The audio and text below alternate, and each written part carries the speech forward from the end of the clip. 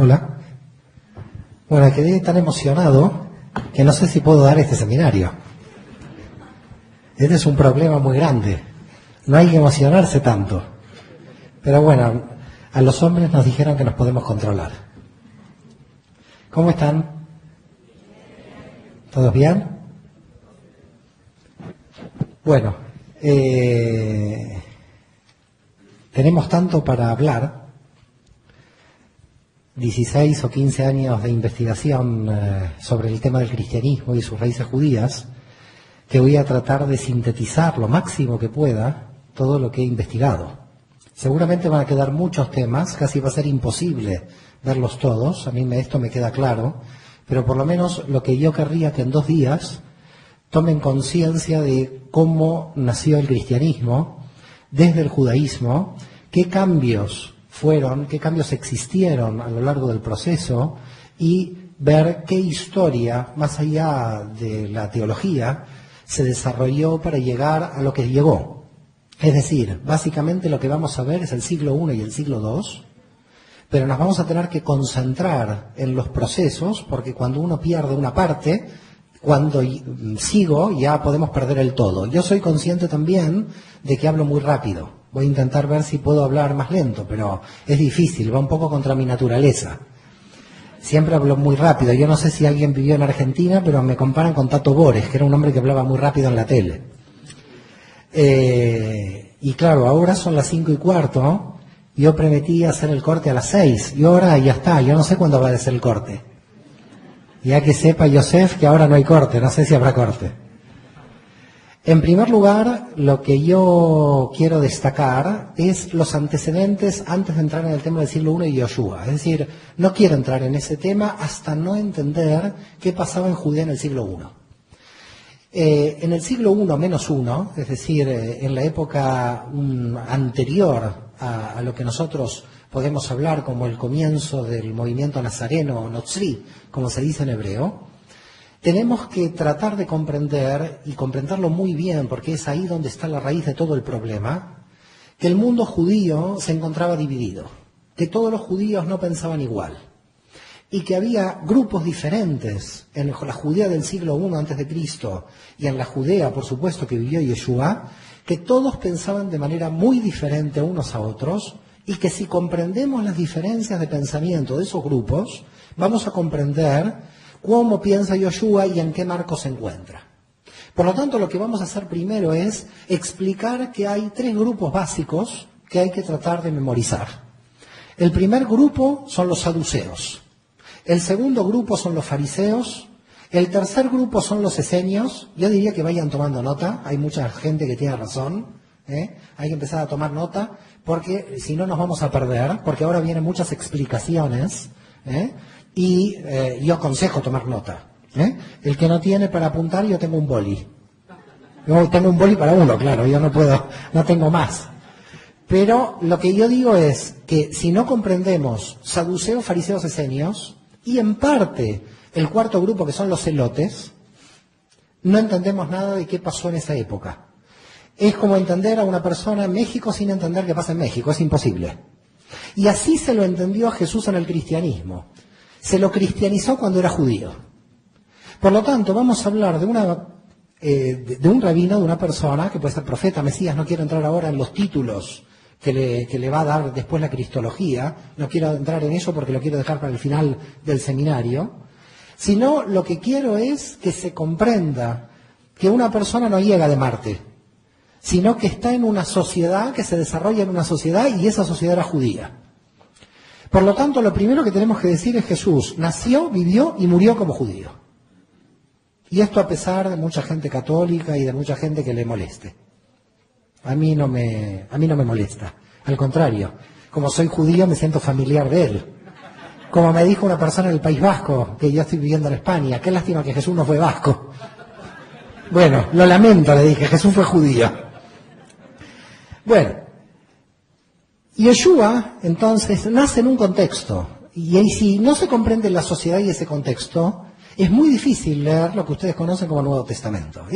Yo creo que casi imposible. Yo creo que los judíos en este caso tenemos una ventaja relativa Digo relativa porque en la historia lo ignoramos, por eso digo relativa, en el sentido de que si uno estudia el Nuevo Testamento con la visión judía, empieza a encontrar cosas que el cristiano no puede encontrar, porque el cristiano entiende a Jesús con el desarrollo posterior del cristianismo. Y en consecuencia hay todo un problema. Los que entendemos a Jesús no creemos en Él, y los que creen en Él no le entienden.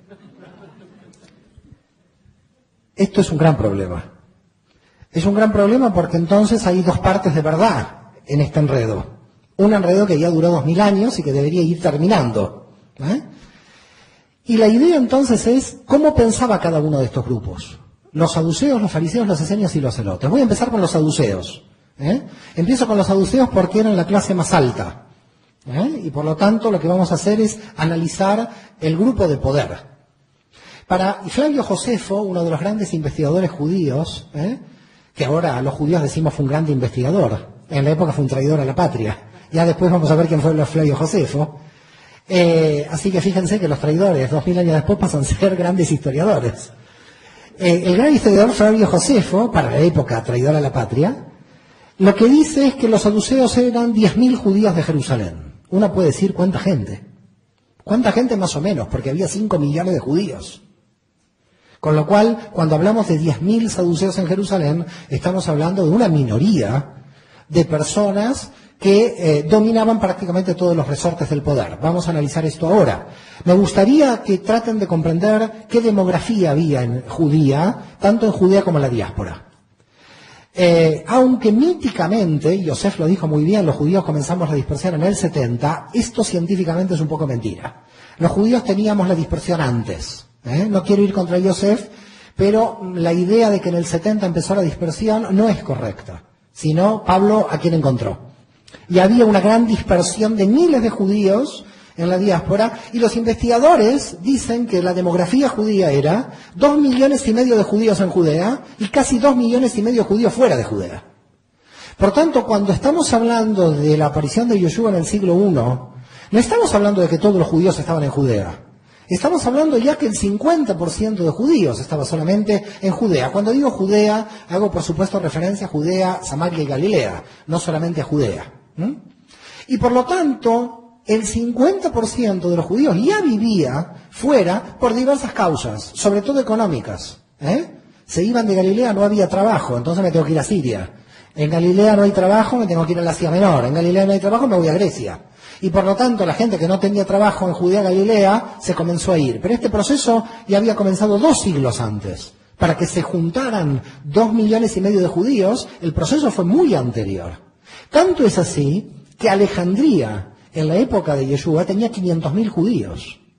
Alejandría era una ciudad que tenía 1 millón de habitantes, de los cuales 500.000 eran judíos y 500.000 eran griegos. No había egipcios. Porque Alejandro, para conquistar Egipto, hizo una ciudad sin egipcios. Inteligente. Si usted quiere conquistar un sitio, ponga gente suya. Queda claro.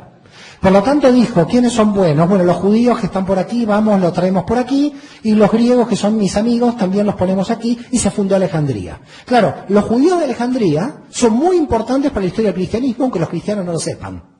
Porque los judíos de Alejandría, además de que eran muy buenos comerciantes, lo que hicieron los judíos de Alejandría era que 2 generaciones después nadie sabía hebreo. Y dijeron, ¿y ahora cómo vamos a seguir la lectura de la Biblia sin saber hebreo? Ahí hay uno solo que sabe hebreo, la Torá. ¿Y ahora qué hacemos? Tenemos que traducir la Biblia al griego. Con lo cual, por primera vez en la historia judía, en el año 250 a.C., con lo cual fíjense cuántos años antes de la época que yo quiero analizar, estamos analizando, 250 años antes de la era cristiana, los judíos de Alejandría crean lo que se llama la Septuaginta, la Biblia hebrea traducida al griego. Claro, la Biblia griega traducida al griego fue muy bueno para los judíos de habla griega de Alejandría. Pero se cometieron una serie de errores de traducción al pasar la Biblia del hebreo al griego, que esto hizo que después, cuando el cristianismo cogiera la Biblia en griego y no en hebreo, se armara un problema con el judaísmo inicial, que ya verán tela marinera, como se dice en España, en el embrollo en que nos metieron. Les voy a, por ejemplo, comentar solo un problema de traducción que generó lo que generó, para que tengan una idea. Pero voy a coger un solo problema de traducción porque si no es imposible hacer todos los problemas de traducción hoy en este seminario. Pero para que vean qué problema, aunque sea con uno, sucedió cuando la Biblia pasó al griego. Dice el hijo, la madre del Mesías, dice la profecía de Isaías, será una mujer alma. Alma en hebreo quiere decir pura. ¿Cómo lo tradujeron al griego? Virgen. Pura no es virgen. Por lo tanto, virgen en hebreo, que es betulá, no está en el texto de Isaías. Cuando los cristianos están leyendo que la madre del Mesías es virgen, lo leen por una mala traducción del texto hebreo. En el texto hebreo dice muchacha pura. Eso es alma, no dice virgen. Se tradujo mal. Todo el contexto de la virginidad que van a ustedes a estudiar después, surge de una mala traducción de la Biblia hebrea al griego. Solamente esto es una muestra de los problemas que causó pasar posteriormente la Biblia del hebreo al griego. No voy a hacer el análisis, reitero, de todo porque es muy grande, pero que tengan una idea de que cuando están leyendo en castellano, lo están leyendo de una traducción del latín, del griego y del hebreo. Y por lo tanto, en tanta cantidad de traducciones, ya nadie sabe cuál es el sentido original. Por lo tanto, si alguien quiere saber cómo pensaba Jesús y todos sus apóstoles que eran judíos, a volver al hebreo. No así Pablo, que sí era un judío que sabía griego. Ya veremos Pablo. Pero no quiero tocar ahora a Pablo. Por tanto, ¿qué tenemos? ¿Cuál era la situación? La situación son 10.000 saduceos en el templo de Jerusalén, que eran de las familias más ricas de Jerusalén, más ricas de Judea, que dominaban a la nación, porque eran aliadas del Imperio Romano. Básicamente eran como traidores a la patria, que se habían unido a lo que después va a ser la injerencia romana en Judea. Por tanto, los saduceos queda claro que son la élite económica, política y religiosa que dominan el parlamento judío, el Sanedrín. Olvidemos de que el parlamento era democrático, no había ninguna democracia. El parlamento era la imposición de las familias más ricas para estar en el Sanedrín. Y lo digo porque si no mucha gente dice los representantes del pueblo judío del Sanedrín. No, mentira. No representaban a nadie, se representaban a sus propios intereses. Esto hay que dejarlo bien en claro para entender la naturaleza del Sanedrín. Por tanto, en el Sanedrín había una minoría de fariseos, que ya vamos a entender quiénes son, que representaría a la mayoría de los fariseos, y había una mayoría de saduceos que representaba a la minoría de los saduceos. Es decir, el Sanedrín básicamente no representaba a la generalidad del pueblo judío. ¿Vamos bien por ahora? Yo creo que a Yoshua llegamos a las 8 de la noche, pero por ahora, si estamos bien, estamos tranquilos, ¿no? No es importante llegar, hay que llegar bien. Por tanto, la cuestión es, ¿cómo aparecen los saduceos? ¿De dónde aparecen? ¿Cómo aparecieron? Porque si uno va a la Biblia, no hay, en la Biblia, Antiguo Testamento hablo, digo Antiguo Testamento para ustedes que lo conocen como Antiguo Testamento, para mí no es antiguo. Cuando uno va a lo que es Antiguo Testamento, se da cuenta de dónde están los fariseos, los saduceos y los esenios. No están en ningún lado. Entonces la pregunta es si en la historia bíblica judía no están estos grupos, ¿cómo aparecieron estos grupos dentro de la historia judía? Hay que remontarse al año 175 a.C. para entender cómo aparecieron estos grupos. En el 175 a.C. comenzó la rebelión de los macabeos. ¿Conocen la rebelión de los macabeos? Algunos la conocen, otros no sé, pero vamos a tratar de explicar rápidamente qué pasó. La cuestión es que cuando Alejandro Magno conquistó Judea pasando por Egipto, eso quedó bajo el dominio del imperio helenístico de Alejandro Magno, que cuando murió pasó a ser parte del gobierno greco-egipcio. Es decir, los egipcios o greco-egipcios, generales descendientes, los generales descendientes de Alejandro Magno, dominaban Judea. En una serie de guerras entre los propios generales, esto es típico, en América Latina conocemos esto, pero estamos hablando de 2100 años atrás, los generales de Alejandro Magno se fueron peleando hasta que el gobierno greco-sirio conquistó Judea. En definitiva, Judea pasó de manos de los greco-egipcios a los greco-sirios.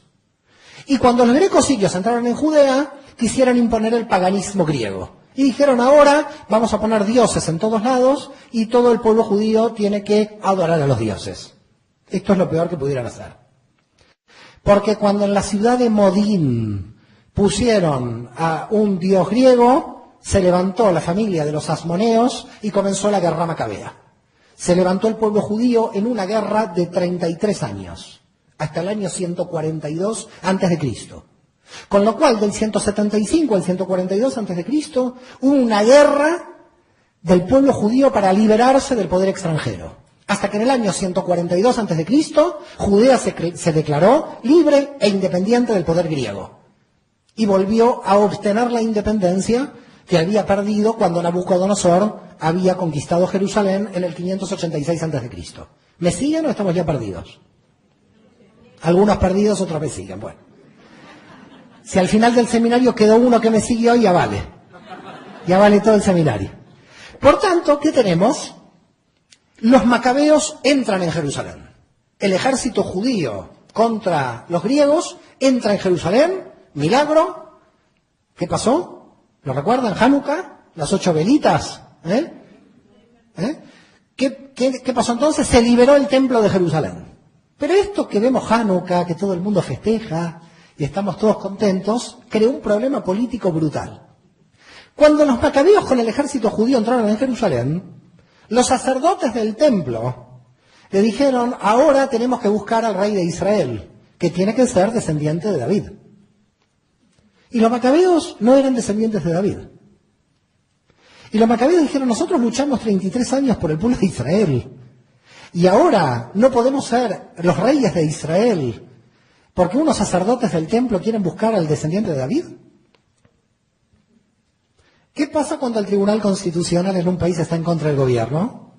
Lo cambian. El gobierno lo borra.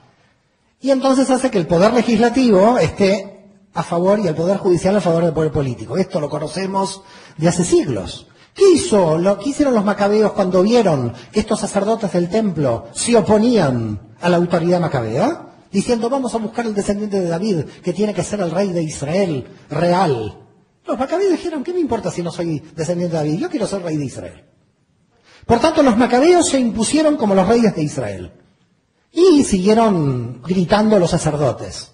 Me gritan mucho, saco a los sacerdotes. Los volaron a todos los sacerdotes del templo. Adiós a los sacerdotes. Voy a poner sacerdotes míos en el templo de Jerusalén. Y se creó un grupo de sacerdotes adictos al régimen. Estos son los saduceos. Los saduceos nacen cuando el ejército macabeo conquista Jerusalén y los sacerdotes del templo no reconocen la autoridad de los macabeos porque buscan a un descendiente de David.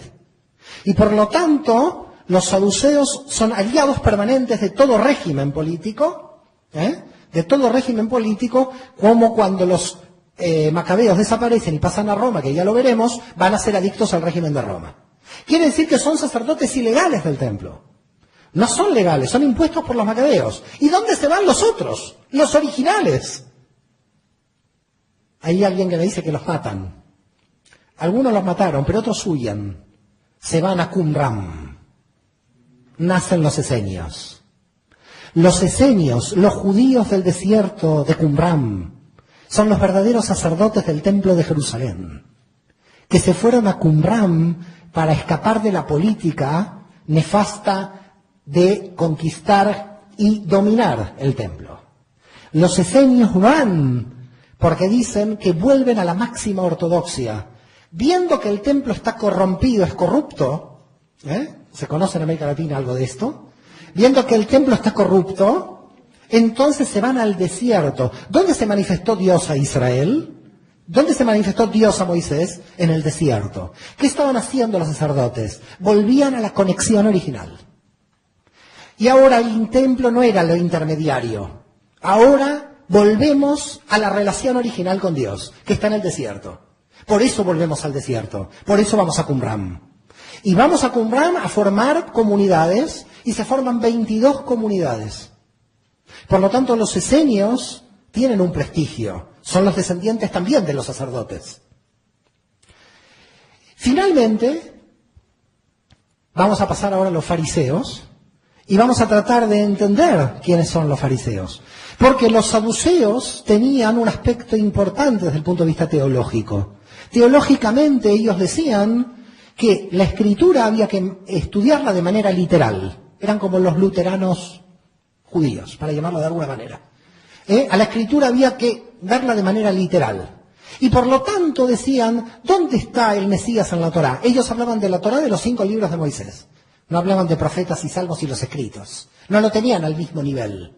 Cuando nosotros hablamos de la Biblia hebrea, automáticamente presuponemos que salmos, es decir, escritos, profetas y la Torá están en el mismo nivel. Eso no era la mecánica con la cual los saduceos pensaban. Los saduceos pensaban que la Torá literal, los 5 libros de la ley, eran superiores a toda la escritura. Y por lo tanto decían, ¿dónde Moisés nos dijo que tiene que venir el Mesías? El Mesías es un invento, no existe el tema del Mesías. ¿Dónde está la resurrección de los muertos? Y dicen los saduceos, ¿qué dice el texto del Génesis? El texto del Génesis dice, del polvo eres y entonces no hay resurrección, no hay nada. Esta es la única vida que hay. Esto decían los saduceos. Mucha gente me hace así. Parece que hay gente saducea infiltrada aquí. Porque muchos hacen así, Me preocupa esto. Me preocupa, pero hay saduceos mezclados entre el público. La cuestión es que los saduceos decían, del polvo eres, al polvo volverás. El saduceo te preguntaba, ¿tú te acuerdas algo antes de nacer? No, bueno, no te vas a acordar nada después de morir. Por lo tanto, es lo mismo. Y por tanto, esta vida, que es la única, tenés que aprovecharla de la mejor manera posible. Por eso en la élite económica de Jerusalén, queda claro. Con este tipo de teología, aprovechar al máximo la vida que hay hoy, porque mañana nadie sabe lo que pasa. Como dicen en España, vivir que son 2 días. Así que parece que España también son saduceos, no lo sé. Habría que averiguar. Además de sefardíes perseguidos, saduceos. Bueno. Cuestión que los saduceos dominaban todos los resortes del poder. Pero a ese poder, el pueblo se comenzó a levantar. Ahora, el pueblo no se levanta solo. El pueblo tiene que tener dirigentes para que se levanten.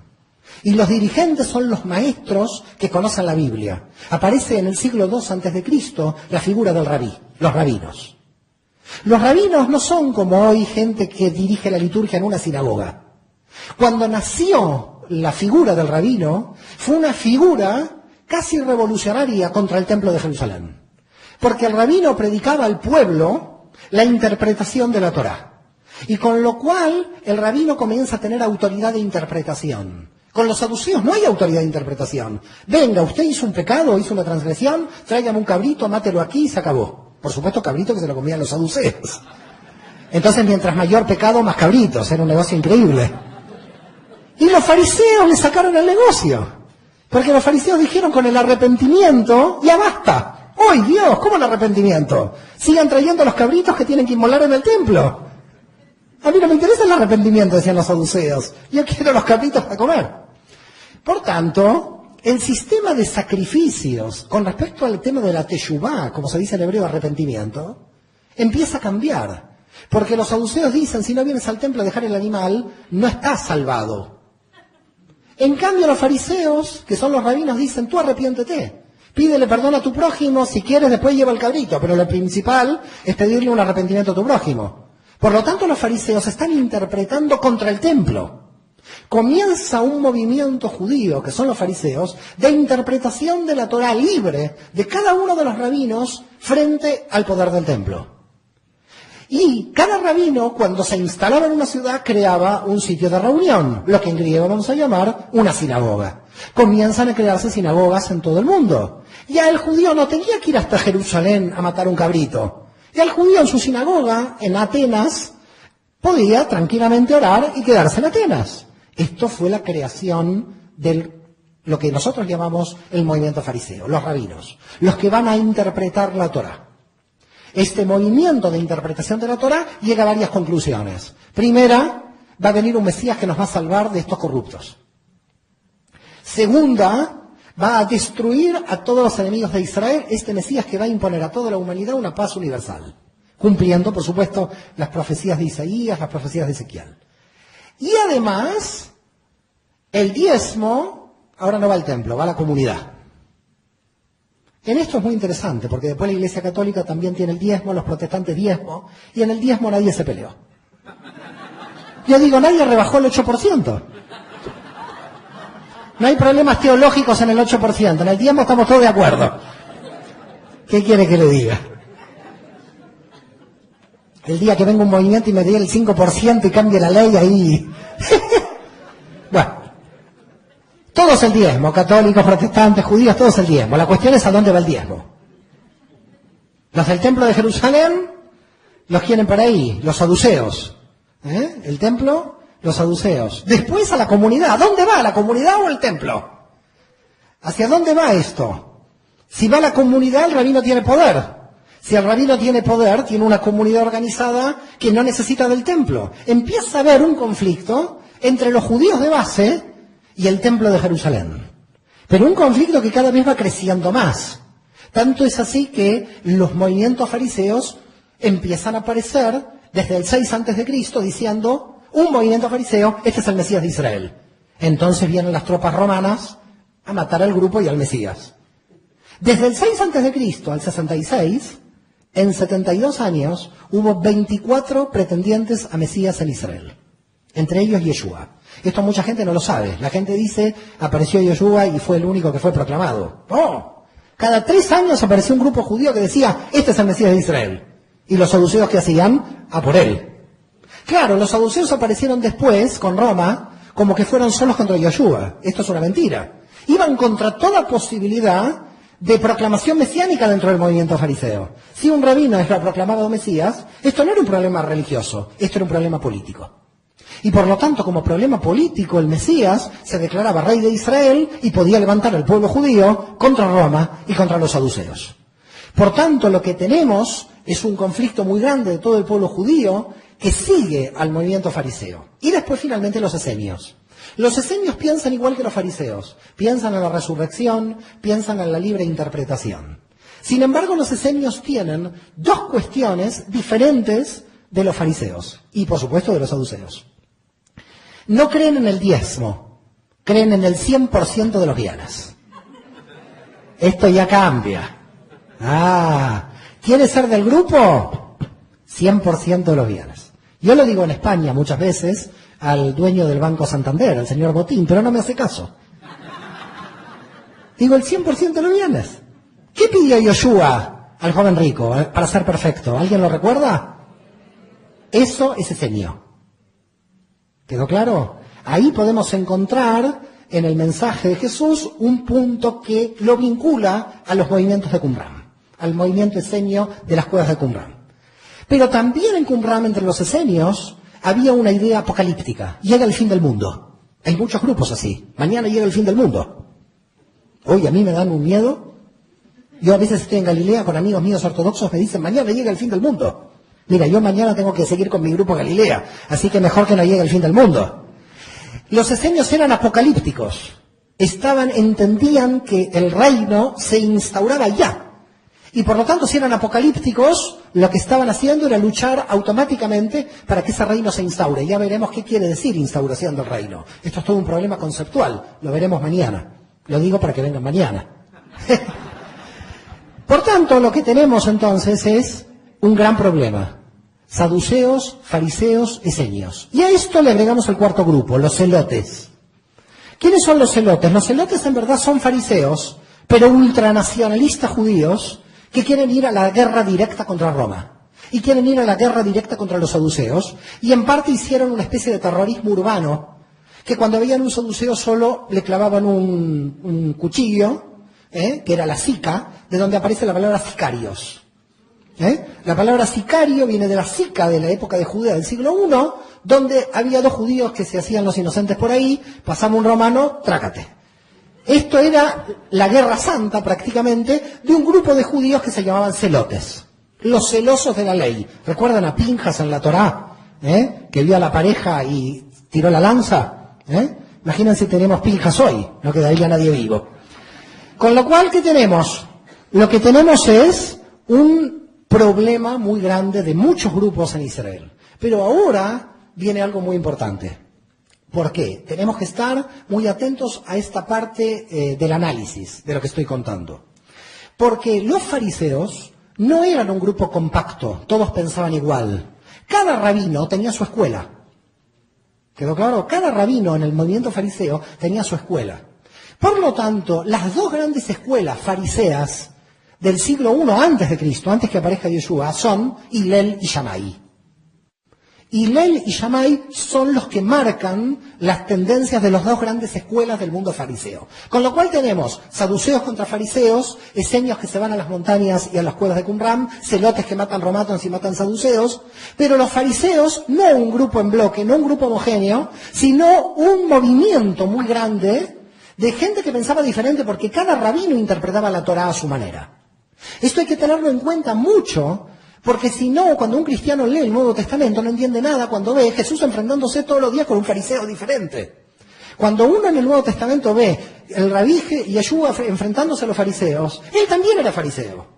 Lo que pasa es que se enfrentaba a otros fariseos que pensaban diferente porque eran otros rabinos que hacían otra interpretación de la Torá.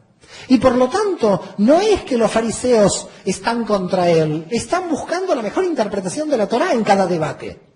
Por lo tanto, todo el Nuevo Testamento es un libro profundamente judío de un gran debate intelectual de la halajá de la Torá, de la jurisprudencia de la Torá. ¿Cómo es posible que de un libro de debate hayan nacido dogmas? Es una cosa increíble. Porque es un libro de debate. Es Yeshua contra los fariseos y los fariseos que seguramente son rabinos diferentes, tratando de llegar a la mejor interpretación de esta Torá. Por tanto, lo que nosotros encontramos en el movimiento fariseo son los grupos de Shammai y Hillel. ¿En qué se diferencian? El grupo de Shammai era el grupo del rigor. Los ortodoxos serían, para llamarlos de alguna manera. Todos eran ortodoxos vistos desde hoy.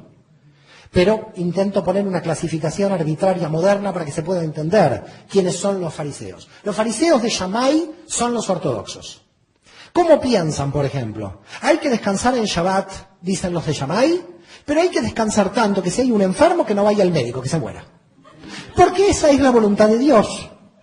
Y dice Shammai, ¿nosotros podemos con un médico cambiar la voluntad de Dios? ¿Quedó claro? Se respeta el Shabbat a rajatabla. Y por lo tanto, la circuncisión no se puede hacer, no se puede curar a nadie. Que Dios te ayude en Shabbat. Viene Hillel y dice, pero la Torá fue dada para el hombre, no el hombre para la Torá. En el texto del Talmud del año 50 antes de Cristo, Hillel está diciendo, el sábado fue dado para el hombre, no el hombre para el sábado. Digamos, lo que después va a decir Yoshua en el texto del Nuevo Testamento, aparece en Hillel en el 50 antes de Cristo y nosotros los judíos lo tenemos en el Talmud. Por lo tanto, cuando Yeshua está diciendo eso y el cristiano lo lee, no está contra el judaísmo. Está en la escuela de Hillel. Porque Hillel decía, si alguien se enfermó, hay que ir a curarlo. Hay que llamar al médico. Las discusiones entre Hillel y Shammai es, ¿qué hacemos?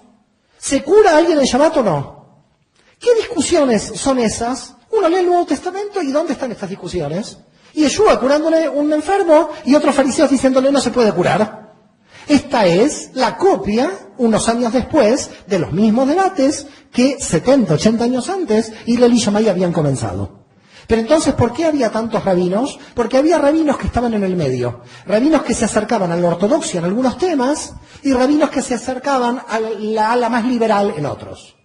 Y entonces ahí nos vamos a acercar, por ejemplo, a un pensamiento de Yoshua interesante. Porque, por ejemplo, cuando nosotros analizamos el tema de la misericordia y de que no matan a la adúltera, está aplicando las leyes flexibles de Hillel, porque tiene misericordia. Pero cuando va al divorcio, ¿qué dice Yoshua? Solo por adulterio. Es muy riguroso.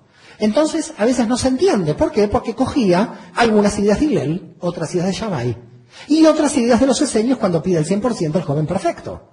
Por tanto, cuando aparece Yoshua no lo podemos encajar en una escuela, porque está creando su propia escuela. Podía crear su propia escuela porque todo rabino estaba creando su propia escuela. Cada uno estaba interpretando la Torá como quería interpretarla. El problema no era la interpretación liberal o libre de cada rabino. El problema es cuando un rabino, su grupo decía, este es el Mesías. Ahí entraba el problema político. Pero mientras el rabino interpretaba y nadie le diga que era el Mesías, todo estaba muy tranquilo. Seguían las discusiones entre los fariseos, porque no se entraba en el terreno político. Son las 6 menos cuarto y a mí me queda 15, 20 minutos para explicar el judaísmo en Jesús. Y recién entendemos qué pasaba en Judea en el siglo I. Bueno, se entiende algo de lo que pasaba en Judea, por lo menos. Con esto ya estoy contento. Ahora sí voy a entrar un poco en materia, es decir, ya conociendo qué sucedía en Judea en el siglo I, que aparezca un rabino que no aparece automáticamente, porque viene cogido de la mano anterior de su primo. ¿Recuerdan quién era? ¿Alguien lo recuerda? Bueno, yo lo llamo Yohanan, porque lo llamo en hebreo, pero está bien. Es el mismo nombre. Juan. Las características de Juan son esenias. Todas las características del movimiento. Primero, el ámbito geográfico. Juan está en el desierto. Es más, cuando uno va al sitio donde dice la tradición que se hacían los bautismos de los esenios, que de alguna manera es básicamente la base fundamental de Juan, de Yohanan, que son los bautismos. El sitio de bautismo en Israel del Jordán está muy cerca del Mar Muerto, casi al lado de las cuevas de Qumran. Decir que Juan no conocía Qumran es prácticamente decir una mentira. Juan no solamente tenía que conocer Qumran, sino que además la comida que comía Juan, como dice el texto, aparece entre los restos en Qumran. No se puede encontrar más relaciones entre Juan y Qumran. Con lo cual, queda claro que los judíos esenios de Qumran son los que le van a dar la base ideológica a Juan a crear ese movimiento bautista inicial, en el cual, cuando Juan, ya sabemos, desaparece por la muerte, va a coger ese movimiento Jesús. Pero Jesús no se queda en el desierto, se va a Galilea. Esto es muy importante ver este cambio geográfico. Hay gente que no lo ve. Dice Juan Jesús y creen que están predicando en el mismo sitio. Hay un cambio geográfico fundamental. Jesús se va a Galilea por alguna razón, ya veremos cuáles pueden ser las razones posibles, que cambian el concepto esenio. Porque los esenios eran grupos judíos que hacían análisis interiores de la Torá. Se lo quedaban para ellos.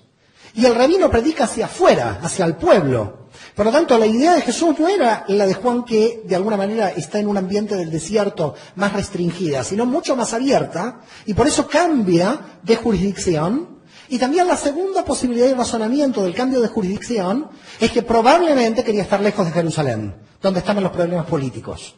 Y por lo tanto en Galilea se sentía más libre, alejada de la jurisdicción de Judea. Por tanto, también hay que ver que en la autoridad romana, la región de Galilea, la Decápolis, muchas veces estaba fuera de la jurisdicción de Jerusalén también. Por tanto, a veces el procurador de Judea no tenía injerencia sobre Galilea. Y ahí también podría haber otra razón. Lo cierto es que por todas estas razones que estamos analizando, Yeshua aparece en Galilea, en toda la región que ya vimos, Cafarnaúm, la aldea de Nahum y Magdala, predicando. ¿Qué tiene, de alguna manera, de importante, más allá de lo que después fue el desarrollo de la creación del cristianismo, entender a Yeshua en su contexto y en sus propias enseñanzas? Es decir, la pregunta sería, ¿qué yo he visto después de 3 o 4 años de investigación de la figura de Yeshua y su pensamiento como claves para entender su pensamiento en forma general dentro de lo que es el Nuevo Testamento, pese a las diferencias entre los evangelistas? La primera cuestión fundamental es que él entendía que la importancia central de la Torá era la ética de la Torá, no la casuística, o como podríamos llamar en términos de la Iglesia, el derecho canónico. Es decir, la mentalidad de Yeshua en la aplicación de la Torá era directamente la aplicación de la ética sin perder tiempo. Esto es lo que de alguna manera más impresiona a una persona que proviene del judaísmo, donde en muchos casos, muchos rabinos quedan enmarañados en alajot y en jurisprudencias, que a veces complican más que simplifican. Es decir, que es un rabino que simplifica, no la complica. Eso número uno. La segunda cuestión, que también me resulta impresionante, es la memoria. Porque a cada caso sabía cómo resolverlo, cómo aplicarlo. Es también impresionante la memoria y la capacidad que tiene para resolver un caso específico. Cuando vemos en cada caso actuar, parecería que sabe anticipadamente cuál tendría que ser la resolución del caso. Pero hay que comprender también un tercer factor que es muy importante a la hora del análisis de cómo era la metodología del pensamiento de Yeshua. Primero, que era profundamente judío, porque todos los judíos contestamos con otra pregunta. Y esto Jesús lo hace en todo momento. Es algo interesante que en la mentalidad judía no se responde con una respuesta, porque la respuesta cierra el debate. Por tanto, para abrir el debate hay que volver a preguntar. Y siempre vuelve a preguntar. Y uno dice, qué judío, qué impresionante. Hay un chiste en el mundo judío, que a un judío le preguntan, ¿por qué los judíos preguntan tanto? ¿Y por qué no? Dice él. Por tanto, lo que vemos es un concepto casi de pilpul, es decir, de intercambio intelectual, de debate intelectual para el mejor conocimiento de la Torá. Y hay muchos casos increíbles en la aplicación práctica de la Torá en cuanto a cómo ir al núcleo central. Es decir, a mí me impresiona siempre cómo va el núcleo central con el buen samaritano, en el sentido que él es el que hace misericordia. Y llega un punto tal que aplica la ética de la Torá de manera universal, siendo un rabino judío, siguiendo la línea profética. Siguiendo la línea profética la aplica de manera universal. Después Pablo la va a llevar hasta sus últimas consecuencias, esa idea universal, a la práctica. Pero él está aplicando una idea universal en el sentido de que el samaritano, que es de alguna manera el archienemigo de Israel, porque con los samaritanos no había buena relación. De hecho, los samaritanos a Jesús, por judío, le impiden entrar en una ciudad. No sé si han leído profundamente el texto del Nuevo Testamento, que Jesús con los apóstoles, todos ellos judíos, los samaritanos no lo dejan entrar en una ciudad, porque son judíos. Quiere decir que Jesús sufre la discriminación antisemita por parte de los samaritanos. Pese a eso, pese a sufrir discriminación de los samaritanos, Jesús la parábola la hace del buen samaritano. Esto cambia toda la perspectiva. Del que me está a mí discriminando, porque no me dejó entrar a su ciudad, porque soy judío, yo a él lo pongo como modelo a seguir en un caso de misericordia. Esto es muy fuerte. Lo que pasa es que es muy fuerte la extrapolación a hoy.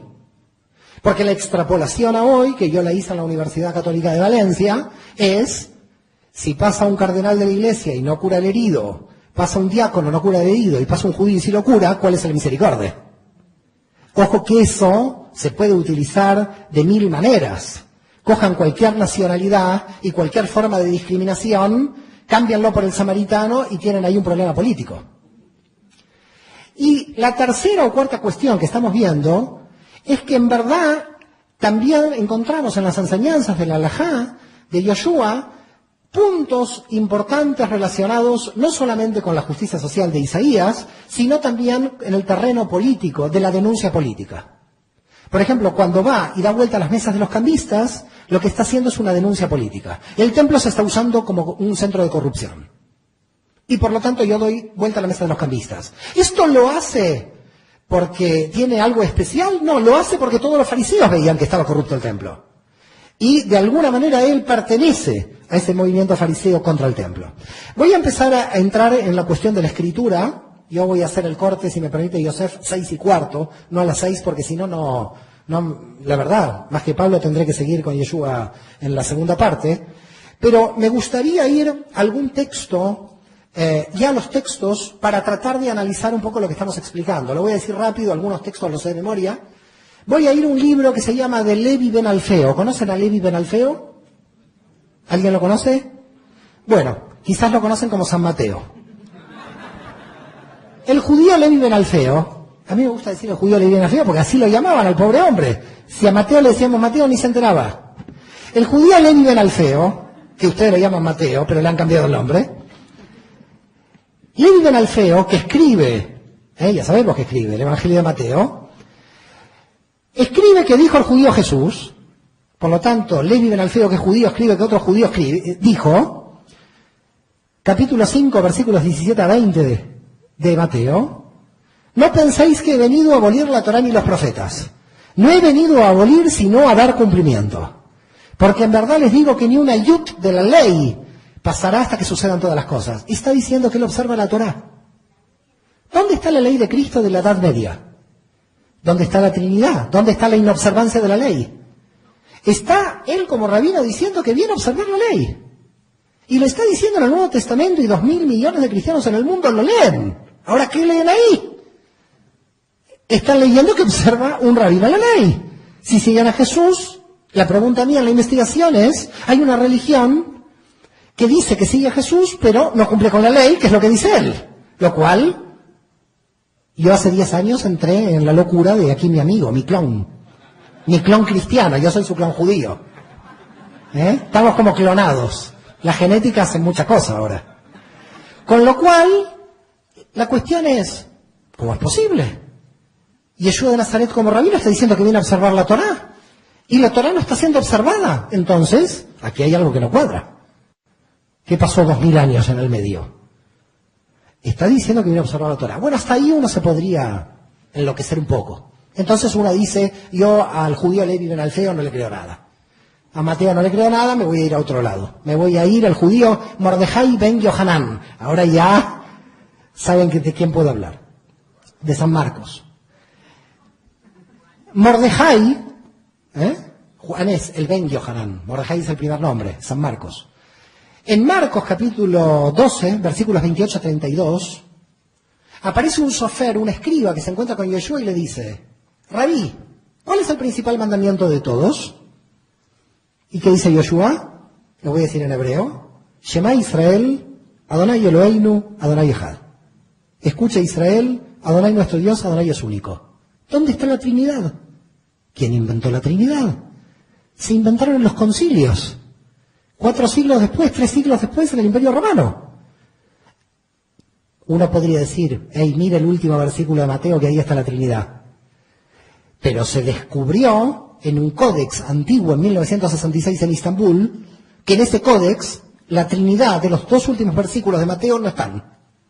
Parece que fue una interpolación después del concilio de Nicea o después del concilio de Constantinopla del 381. La cuestión es que él está diciendo el Shema Israel, lo que todos los judíos decimos en todas las sinagogas. La profesión de fe judía la está diciendo Jesús.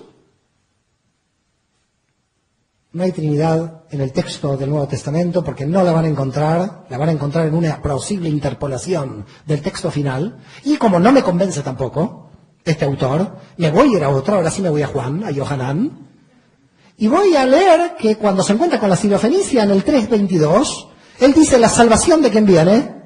La salvación viene de los judíos, señores. Es increíble. Ahora ya puedo decir que miente uno. Puedo decir que mienten 2. Pero ahora están mintiendo todos. Todos me dicen que Jesús fue judío. Que Jesús pensaba como judío y que lo que estaba aplicando era la Torá. No, no puede ser. Indudablemente, el texto canónico de todo el cristianismo me está diciendo que ahí hay un judaísmo oculto. Que es el judaísmo de Jesús. Que Jesús era judío, que manifestó una observancia a la Torá, pero que cuando manifestó la observancia del sábado lo hacía en la línea de Hillel y curaba enfermos. Pero no creó el domingo, ni conocía a los cardenales, ni había paseado por Roma. Jesús era un judío de Galilea que estaba aplicando la Torá de manera flexible y cogiendo la flexibilidad de Hillel, porque debatía con los de Shammai, le hicieron decir 2 siglos después un montón de cosas que no tienen nada que ver con él. Claro, después viene la teología católica y dice, bueno, pero ojo, no es tan simple esto, porque Yeshua va a decir, yo os digo, como quien tiene autoridad, ¿no? ¿Y de dónde le viene la autoridad? Todo rabino decía, yo os digo. En Sanedrín 88b, que es un texto del Talmud, dice, todo rabino que exija más que la Torá es válido, el que exija menos que la Torá es inválido. Cuando él en yo os digo exige una ética mayor que la Torá, en el pueblo judío, según la tradición judía, eso está permitido. Pero la teología católica dice, no, él quiso fundar otra religión. Cuando dice yo os digo, él dijo, yo os digo que voy a fundar una nueva religión. En ningún momento dice yo os digo que voy a formar una nueva religión. Dice, yo os digo que voy a radicalizar la exigencia de la Torá, que soy yo más exigente. Eso en la tradición oral hebrea está permitido. Por tanto, cuando un judío lee yo os digo de lo que está diciendo Yoshua, está permitido. Puede radicalizar la exigencia ética, la puede hacer más fuerte. Este es un punto. El segundo punto es que va a decir un autor protestante en 1956, Bultmann, que va a decir que Jesús fue el único rabino que supo aprovechar las potencialidades positivas del judaísmo. No lo sé. No sé si había otros rabinos que también no estaban sacando las potencialidades positivas.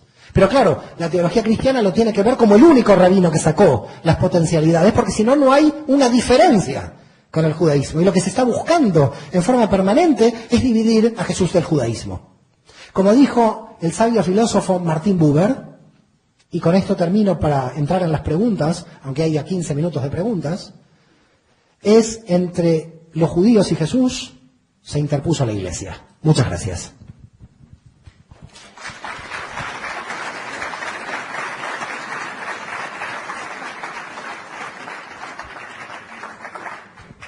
No sé si quieres empezar con las preguntas.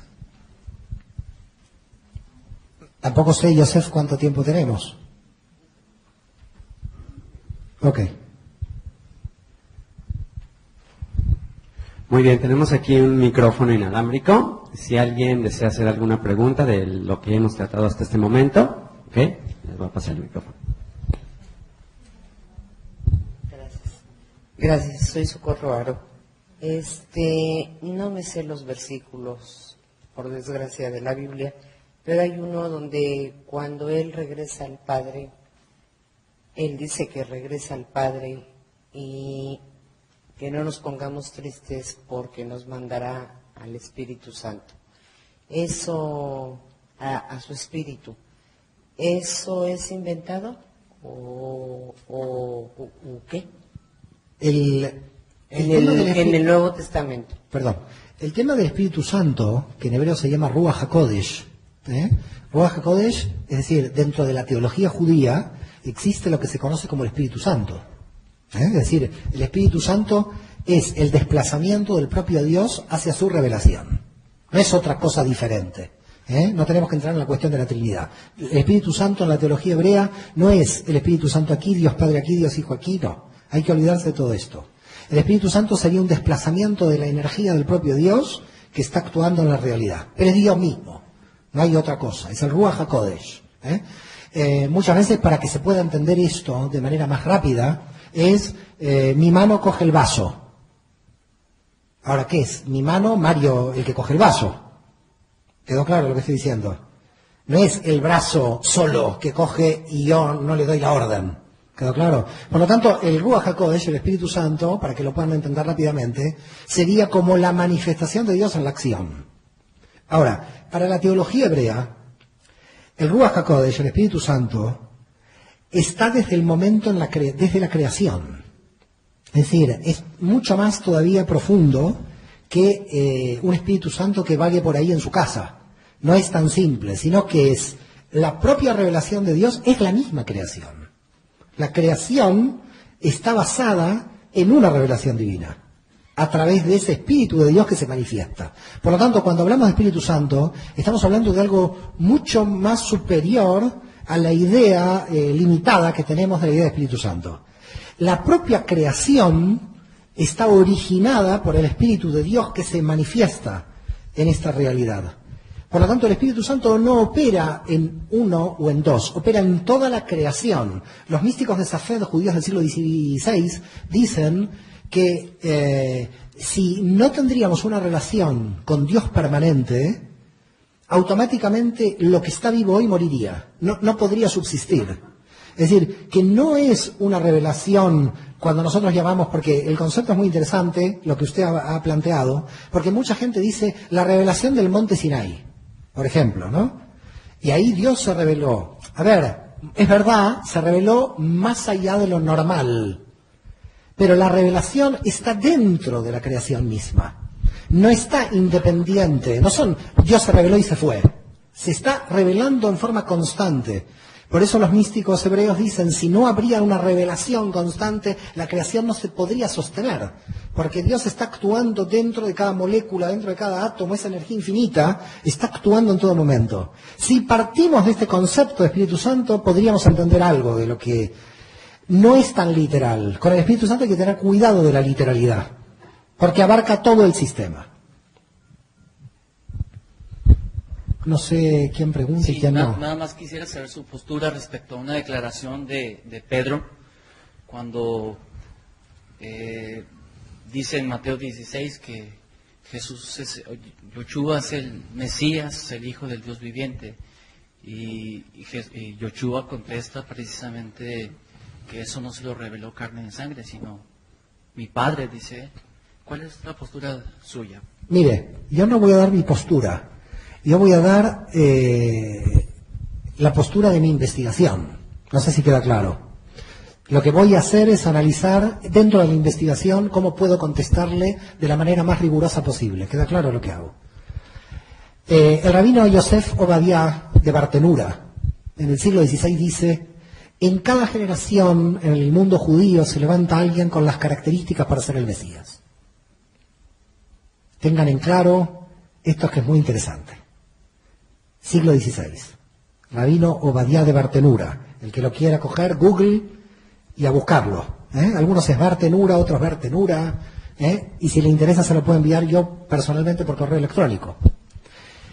En cada generación, dice la teología hebrea, se levanta alguien con las características para ser el Mesías. ¿A qué nos lleva esto? Nos lleva a que es posible que seguramente, y para muchos de ustedes, Yeshua tenía las características para ser el Mesías. Ahora, ¿qué pasó que una parte del pueblo judío no lo reconoció? 2000 años después llegamos siempre a la misma pregunta. Una parte del pueblo judío lo reconoció, que dio lugar al cristianismo. Recordemos que Pedro es Simón Mariona, un judío. Pero otra parte no lo reconoció. El tema del no reconocimiento da lugar a tela marinera, es muy largo. Porque cuando uno dice, y los judíos no lo reconocieron, primero ya se equivoca, porque todos los primeros que lo reconocieron fueron judíos. Segundo, entonces tendríamos que decir, algunos judíos no lo reconocieron y otros sí. Esa sería la respuesta correcta. Segundo, ¿cómo un judío de Alejandría se va a enterar que Pedro dijo que este es el Mesías? No había internet. Un judío de Roma, un judío, por eso después aparece Pablo diciendo es el Mesías, porque hace de internet, hace de conectar a las comunidades en esa prédica mesiánica. Pero cuando un judío de Alejandría aparece Jesús y los 120 judíos de Jerusalén dicen es el Mesías, el resto ni se enteró. Imaginen si aquí hoy decimos que el señor Yosef es el Mesías. A mí me gustaría, la verdad, porque como en cada generación hay uno, por lo menos yo quiero el mío. Si digo que el señor Yosef es el Mesías, y aquí hay más o menos quizás más de 120 personas, tenemos aquí más gente de los judíos que dijeron que Jesús es el Mesías. ¿Quién se enteró en Cancún? Nadie. ¿Quedó claro el concepto este? Es decir, lo primero que hay que analizar cuando se dice un grupo de judíos reconocieron que Yeshua era el Mesías y el resto no se enteró. Porque no participó, porque no había televisión, porque no había radio, porque no había internet. Directamente. ¿Quedó claro este concepto? Es muy importante. Porque si no, viene la acusación general de la teología católica que dice, y todos los judíos no reconocieron al Mesías. Dígame cómo es posible. ¿Cómo llegaban las cámaras de fotos? Imposible. Por tanto, cuando nosotros vamos a la teología nos encontramos que para el pueblo judío en cada generación hay una posibilidad de que alguien tiene las características del Mesías. ¿Las pudo tener Jesús? Por supuesto que sí, pero la pregunta es, ¿por qué entonces un grupo de judíos dijo después, no lo es? Y dijo no lo es porque la visión del judaísmo con respecto a la era mesiánica no es el Mesías, qué características tiene, sino la era mesiánica. Voy a tratar de hacerles comprender que entre judíos y cristianos no hay debate, hay dos monólogos. Entre judíos y cristianos no hay diálogo, hay dos monólogos. Y les voy a explicar cómo es el monólogo. Porque he tenido de estos monólogos cientos. Dos monólogos, el mío y el de él, claro. Y no se llega al diálogo, pero voy a explicar por qué. Porque hablamos de cosas diferentes.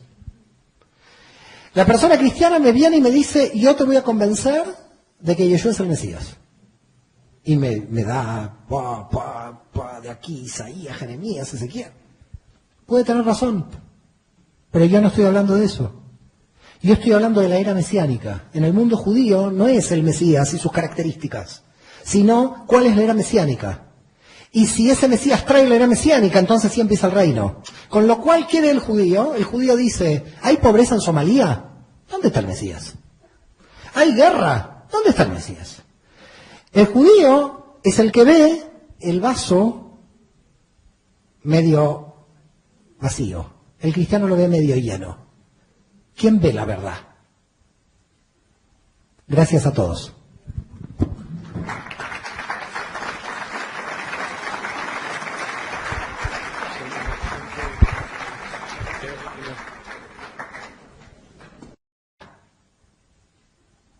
Gracias a todos.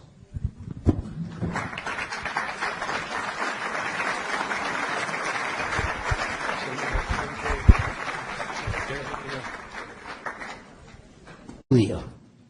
Por lo tanto, vamos a hablar de una de un rabino, de una persona que puede ser profeta, Mesías. No quiero entrar ahora en los títulos que le va a dar después la cristología, no quiero entrar en eso porque lo quiero dejar para el final del seminario, sino lo que quiero es que se comprenda que una persona no llega de Marte, sino que está en una sociedad, que se desarrolla en una sociedad, y esa sociedad era judía. Por lo tanto, lo primero que tenemos que decir es: Jesús nació, vivió y murió como judío. Y esto a pesar de mucha gente católica y de mucha gente que le moleste. A mí no me molesta. Al contrario, como soy judío me siento familiar de él. Como me dijo una persona en el País Vasco, que yo estoy viviendo en España: qué lástima que Jesús no fue vasco. Bueno, lo lamento, le dije, Jesús fue judío. Bueno, Yeshua entonces nace en un contexto, y ahí si no se comprende la sociedad y ese contexto, es muy difícil leer lo que ustedes conocen como Nuevo Testamento. Es, yo creo que casi imposible. Yo creo que los judíos en este caso tenemos una ventaja relativa, digo relativa porque en la historia lo ignoramos, por eso digo relativa, en el sentido de que si uno estudia el Nuevo Testamento con la visión judía, empieza a encontrar cosas que el cristiano no puede encontrar, porque el cristiano entiende a Jesús con el desarrollo posterior del cristianismo. Y en consecuencia hay todo un problema. Los que entendemos a Jesús no creemos en Él, y los que creen en Él no le entienden. Esto es un gran problema. Es un gran problema porque entonces hay dos partes de verdad en este enredo. Un enredo que ya duró 2000 años y que debería ir terminando. Y la idea entonces es cómo pensaba cada uno de estos grupos. Los saduceos, los fariseos, los esenios y los celotes. Voy a empezar con los saduceos. Empiezo con los saduceos porque eran la clase más alta. Y por lo tanto lo que vamos a hacer es analizar el grupo de poder. Para Flavio Josefo, uno de los grandes investigadores judíos, que ahora los judíos decimos fue un gran investigador, en la época fue un traidor a la patria. Ya después vamos a ver quién fue Flavio Josefo. Así que fíjense que los traidores, 2000 años después, pasan a ser grandes historiadores. El gran historiador Flavio Josefo, para la época traidor a la patria, lo que dice es que los saduceos eran 10.000 judíos de Jerusalén. Uno puede decir, ¿cuánta gente? ¿Cuánta gente más o menos? Porque había 5 millones de judíos. Con lo cual, cuando hablamos de 10.000 saduceos en Jerusalén, estamos hablando de una minoría de personas que dominaban prácticamente todos los resortes del poder. Vamos a analizar esto ahora. Me gustaría que traten de comprender qué demografía había en Judía, tanto en Judea como en la diáspora. Aunque míticamente, Yosef lo dijo muy bien, los judíos comenzamos la dispersión en el 70, esto científicamente es un poco mentira. Los judíos teníamos la dispersión antes. No quiero ir contra Yosef, pero la idea de que en el 70 empezó la dispersión no es correcta, sino Pablo a quien encontró. Y había una gran dispersión de miles de judíos en la diáspora, y los investigadores dicen que la demografía judía era 2,5 millones de judíos en Judea y casi 2,5 millones de judíos fuera de Judea. Por tanto, cuando estamos hablando de la aparición de Yeshua en el siglo I, no estamos hablando de que todos los judíos estaban en Judea. Estamos hablando ya que el 50% de judíos estaba solamente en Judea. Cuando digo Judea, hago por supuesto referencia a Judea, Samaria y Galilea, no solamente a Judea.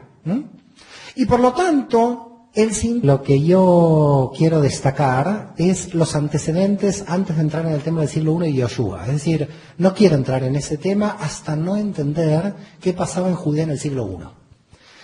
En el siglo I-1, es decir, en la época anterior a lo que nosotros podemos hablar como el comienzo del movimiento nazareno, notzri, como se dice en hebreo, tenemos que tratar de comprender, y comprenderlo muy bien, porque es ahí donde está la raíz de todo el problema, que el mundo judío se encontraba dividido, que todos los judíos no pensaban igual, y que había grupos diferentes en la Judea del siglo I antes de Cristo y en la Judea, por supuesto, que vivió Yeshua, que todos pensaban de manera muy diferente unos a otros, y que si comprendemos las diferencias de pensamiento de esos grupos, vamos a comprender cómo piensa Yeshua y en qué marco se encuentra. Por lo tanto, lo que vamos a hacer primero es explicar que hay 3 grupos básicos que hay que tratar de memorizar. El primer grupo son los saduceos. El segundo grupo son los fariseos. El tercer grupo son los esenios. Yo diría que vayan tomando nota. Hay mucha gente que tiene razón. Hay que empezar a tomar nota porque si no nos vamos a perder, porque ahora vienen muchas explicaciones y yo aconsejo tomar nota. El que no tiene para apuntar, yo tengo un boli. Yo tengo un boli para uno, claro, yo no puedo, no tengo más. Pero lo que yo digo es que si no comprendemos saduceos, fariseos, esenios, y en parte el cuarto grupo que son los celotes, no entendemos nada de qué pasó en esa época. Es como entender a una persona en México sin entender qué pasa en México, es imposible. Y así se lo entendió a Jesús en el cristianismo. Se lo cristianizó cuando era judío. Hola. Bueno, quedé tan emocionado que no sé si puedo dar este seminario. Este es un problema muy grande. No hay que emocionarse tanto. Pero bueno, a los hombres nos dijeron que nos podemos controlar. ¿Cómo están? ¿Todos bien? Bueno, tenemos tanto para hablar. 16 o 15 años de investigación sobre el tema del cristianismo y sus raíces judías, que voy a tratar de sintetizar lo máximo que pueda todo lo que he investigado. Seguramente van a quedar muchos temas, casi va a ser imposible verlos todos, a mí esto me queda claro, pero por lo menos lo que yo querría que en 2 días tomen conciencia de cómo nació el cristianismo, desde el judaísmo, qué cambios fueron, qué cambios existieron a lo largo del proceso y ver qué historia, más allá de la teología, se desarrolló para llegar a lo que llegó.